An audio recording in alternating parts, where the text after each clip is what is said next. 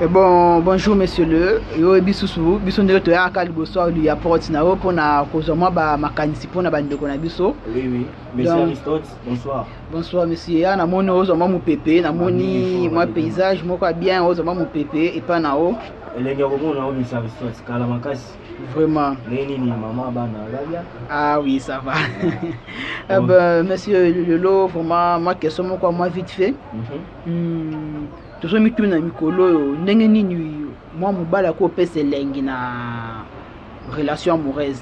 Donc si kazo vivre na moi na musika ndeni ba ko pesa mo lengi lisusu ko yo yebi kaka bolunga musika ezara toujours lo mo ezara passe mais impossible quand même.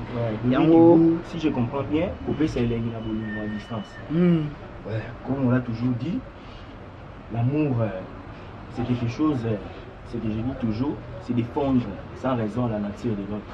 Donc ceux qui comprennent la définition, on a toujours. Donc l'amour va de pair à la vie. Donc l'amour est dans la vie. La vie c'est une suite des moments. J'ai toujours dit, c'est une suite des moments. Ne regrette rien. Bolingo, à distance, couper ça mon bout.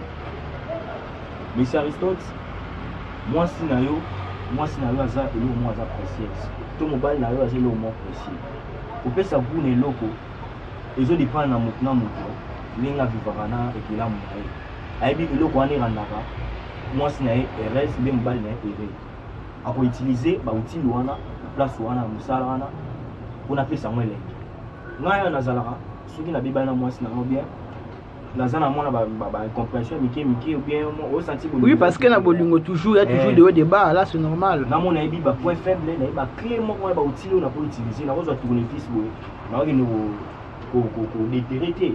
On n'est pas pour la déterrer. Donc, il y a outil on a utilisé pas moi c'est pour la rendre heureuse pour ne pas ça bout juste sur le mariage. Les arabes bon. Pas bleu moi bon. Donc lui dire les mots, ma parole moi boy de vous garantir.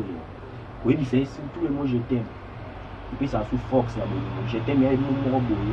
Donc et la roloba et puis ça sous force ça t'a pas bête au coup à cao ya la musaka sous. Donc les mots je t'aime. Au bout ça n'a monté et puis ça a plus la de se rappeler des souvenirs, surtout ça aussi. Donc les mots je t'aime, de se rappeler les souvenirs, utiliser les outils clés au yébeli conjoint à eux. C'est très important. Donc na pour wana na on a pour répondre au pesa bouya bolingo, surtout amour à distance. Être toujours proche na rôle balagé, la bolingo à distance, seulement si la vie sur la chombo. Téléphone comme à moi si la vie. On comprend. Les fois en téléphone on est sur pour na moment opportun. Comme la moi parce que basi mibali basi mususu qui priorité mibali ya ba jeune surtout objectif na biso nanu ya moi les priorité objectif pour réussir la vie parce qu'au moment on a ce qui commis à ba niveau ba amour à distance moi si nous soit comprendre que erreur mobile na za caillou erreur mobile na za chic so ce qui a dit que erreur programme na on les a bon moté c'est ça proche na été pour expliquer été au monde de ça la bien donc et puis c'est bouge et puis ça sous la bolimoté il est ça faut comprendre les a bon bah outil loin clé. Il faut utiliser dire je t'aime au moment où avant de dormir, quand tu te réveilles, bleu au moins.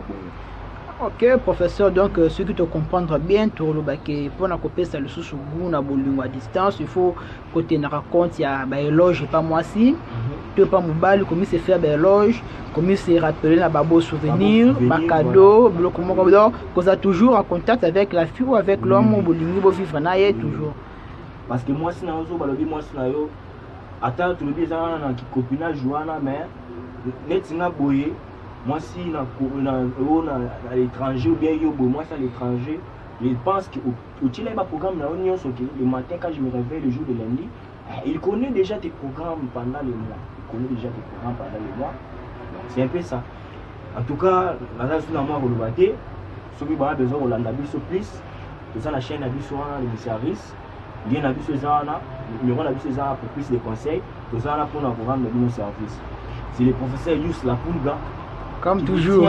Compagnie aujourd'hui, comme toujours. Vraiment, professeur Liboso, il y a moi caméra, na lingo ça sous ma promesse na bateau yo traitamité man bon, on a pas problème là bon parce que tu n'es pas seulement comme un professeur mais aussi comme un docteur d'amour parce que bah moi bolungue belé ozo bongisa, moi maloba ki ozo loba.